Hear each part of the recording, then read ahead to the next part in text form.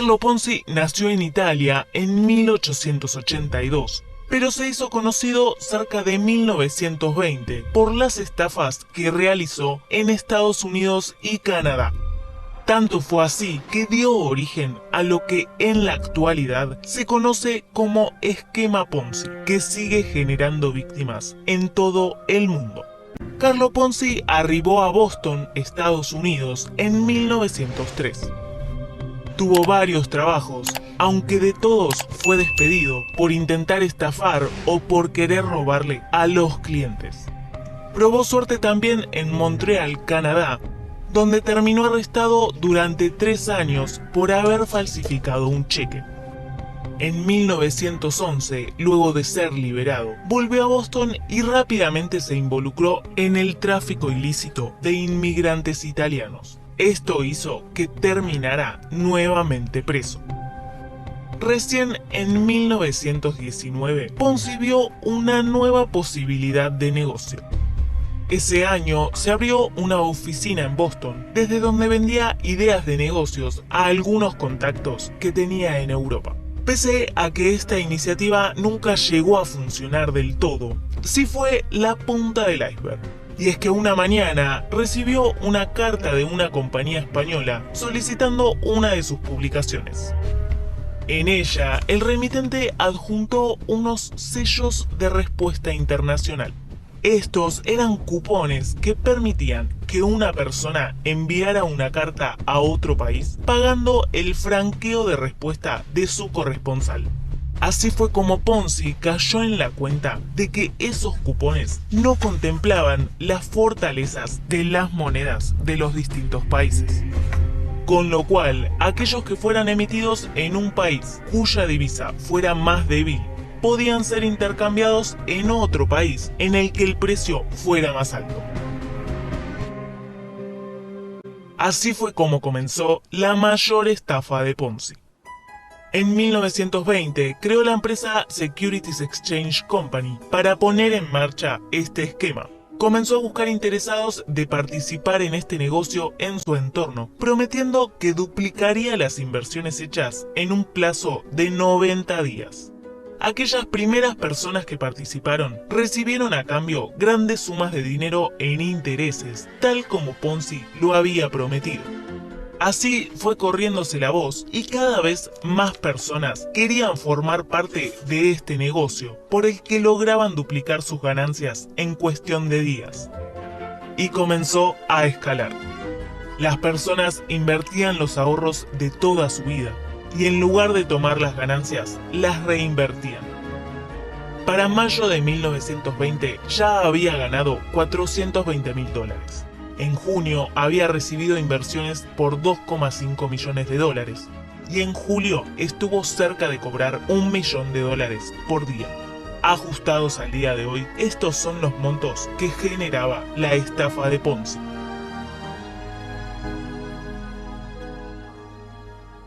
Pero ¿cómo lograba Ponzi obtener todas estas ganancias? Resulta que luego de poner en marcha su empresa, dejó de adquirir los sellos de respuesta internacional y comenzó a sustentarse únicamente a través del dinero que obtenía de sus inversores. Como muchos de ellos no retiraban el dinero sino que lo reinvertían, Ponzi disponía de liquidez debido a que no debía realizar pagos de manera constante. Esto fue así durante por lo menos un año, hasta que Clarence Barron, un analista financiero, publicó una nota en el Boston Post, observando que para poder cumplir con todos sus inversores, Ponzi necesitaba 160 millones de cupones en circulación, cuando en realidad había tan solo 27.000. Esta información derivó en que todos los inversores quisieran retirar sus supuestas ganancias de la empresa de Ponzi. Por eso, este decidió contratar al publicista William McMasters para que lo ayudara a sortear esta situación. Aunque esta idea no salió como esperaba. William, en lugar de jugar a su favor, utilizó unos documentos incriminatorios para demostrar que Ponzi estaba utilizando la plata de Pedro para pagarle a Pablo.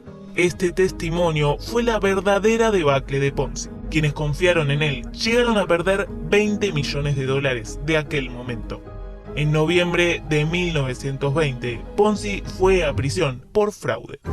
La vida de Ponzi pasó entre juicios, condenas y cárceles. Su libertad la recuperó recién en 1934, año en el que fue deportado a Italia. Un trabajo lo llevó a Brasil un tiempo después, pero a pesar de esto no tuvo mucha suerte.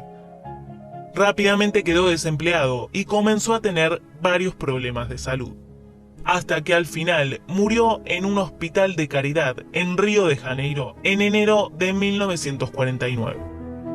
Aunque su muerte no alcanzó a poner fin al esquema Ponzi. Este siguió siendo utilizado por varios estafadores que con nuevas ideas de negocios continuaron generando víctimas a lo largo de todo el mundo. ¿Cómo es que el esquema de Carlo Ponzi sigue engañando gente hasta el día de hoy? ¿Quiénes siguieron sus pasos? El primero fue Lou Pearlman. Este fue un productor discográfico estadounidense que allá por 1990 comenzó a lanzar bandas de chicos como los Backstreet Boys o NSYNC. Antes de dedicarse a la música, Lou comenzó a buscar inversionistas para que participaran de lo que él denominó una cuenta de ahorro de inversión para empleados que tenía con su empresa Transcon Air. Consagrado ya como un magnate de la música, Lou capitalizó su fama en pos de conseguir bancos y personas que realizaran más inversiones. En 2007, la Oficina de Regulación Financiera de Florida dio a conocer la información de que su programa era un fraude. En realidad, utilizaba la plata de sus nuevos inversores para pagarle a los más antiguos. Su esquema Ponzi se extendió durante al menos 15 años, a lo largo de los cuales estafó a más de 2.000 inversionistas por casi 320 millones de dólares. Otro caso, y probablemente el más conocido, es el de Bernie Madoff. Él llevó adelante lo que es considerado el esquema Ponzi más grande de la historia. Para 1960, Madoff ya era reconocido en Wall Street y se rodeaba de personas pertenecientes a la élite financiera. Con su empresa, este supuestamente se dedicaba a unir a compradores y vendedores de acciones.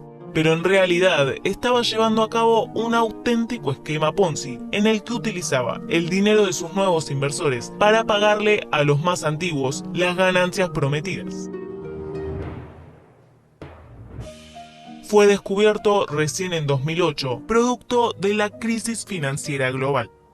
En ese momento, muchos de sus clientes quisieron hacerse de su dinero y Madoff no logró cubrir esos retiros.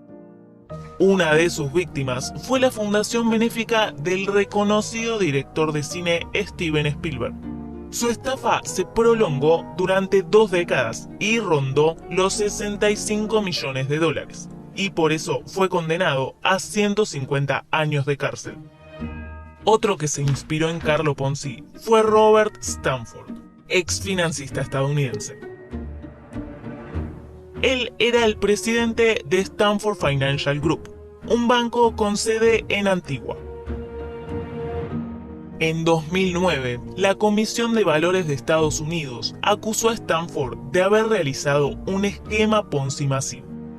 Lo denunciaron por haber vendido fraudulentamente 7.000 millones de dólares en certificados de depósitos con altas tasas de interés, prometiendo rendimientos inverosímiles. A su vez, aseguraron que Stanford se apropiaba del dinero de sus nuevos inversores para pagar las tasas de interés de los viejos inversores. En junio de 2012, fue condenado a 110 años de prisión. El rey de los esquemas Ponzi en criptomonedas. Este señor llamado Juan Carlos Reynoso empezó captando dinero desde el 2018 bajo una empresa llamada Icontech. Esa empresa Icontech estafó a miles de personas no solo en Perú sino también en muchas partes de Latinoamérica.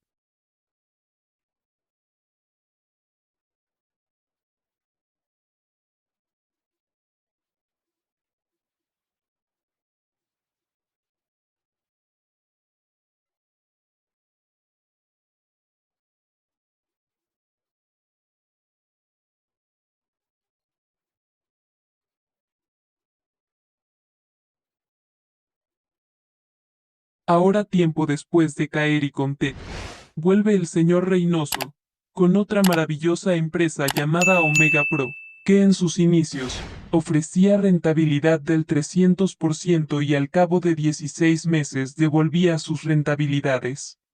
Hoy en día, 4 años después de iniciar su segundo esquema Ponzi y tras varios ajustes a su plan de pagos, el fin de esta empresa se está viendo. La falta con los pagos y retiros a algunos de sus inversionistas y socios demuestra que su fin está más que cerca. Esto es básicamente el inicio de la caída de los esquemas Ponzi digitales. ¿Y tú, ya retiraste tu interés compuesto? Jajajaja.